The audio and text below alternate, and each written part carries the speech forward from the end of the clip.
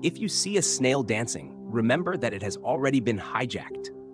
Look closely at its eyes, those two tentacles. What were once dull, slender eye stalks are now swollen like two colorful neon tubes. Even stranger, they pulse wildly, twisting so fast as if they were dancing to an unheard rhythm. You may think this looks funny, or even a little bizarre, but in reality, the snail itself has long disappeared. What you are seeing now is merely a living puppet being controlled. Because those glowing tentacles are filled with something far from snail tissue. They contain thousands of writhing organisms, Leucochloridium paradoxum. The story begins with something insignificant. The snail may have simply been crawling through wet grass and eaten a leaf with a trace of bird droppings on it. It thought it was eating lunch, but it had swallowed a group of tiny hackers. After these invaders hatch inside its body, they do not destroy its vital functions. Because for a parasite, if the host stops functioning now, they lose their vehicle as well. They need a vehicle that can keep moving, but one that must obey their commands. So they push through the eye stalks and move straight in, silently taking control of the snail's central processing system. From that moment on, the snail's body no longer belongs to itself. It becomes a remotely controlled biological container. Once control is transferred, the first thing they do is rewrite its core programming. A normal snail's genes contain one absolute command: fear the light. Sunlight means dryness, dehydration, and death. That is why snails hide during the day and move at night. It is a survival algorithm built over millions of years. But this hijacked snail has had its system rewritten.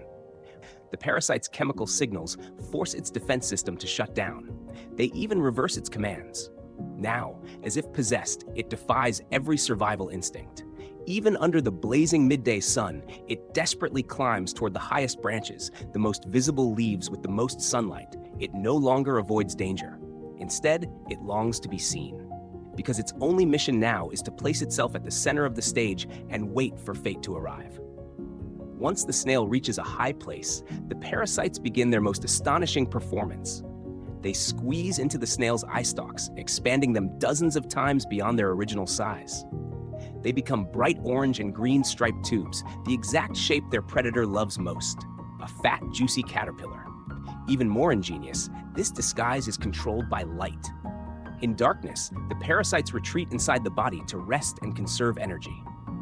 But as soon as they sense sunlight, it is as if they receive a command to power on. They push back into the eye stalks and begin pulsing at high speed. To a bird in the sky, nothing is more tempting than a caterpillar dancing wildly on a green leaf without any defense. Then the final moment comes. A bird swoops down, and then an extremely ironic game unfolds. Because the parasite's disguise is so convincing, in the bird's eyes, those are two separate juicy caterpillars. Meanwhile, the heavy snail shell below looks like a hard, difficult meal. So the bird often precisely pecks off those two wriggling eye stalks instead of swallowing the entire snail. The parasites finally get their ride. They enter the bird's digestive tract, complete their reproduction, and release a new generation of eggs. As for the snail, it often drags its damaged body back into the grass and barely survives. But this is not good luck. It is the beginning of an endless curse. Snails have an incredible ability to regenerate, and that becomes their greatest tragedy. After crawling back into the grass, the snail slowly grows new eye stalks. Because it has not truly died, the parasite's roots still remain inside its body. A few weeks later, the new eye stalks have grown back. The remaining parasites fill them once again. It climbs to a high place again and begins that eerie dance once more. It thinks it is trying to survive, but in truth, it is only a bus that can never reach its final stop.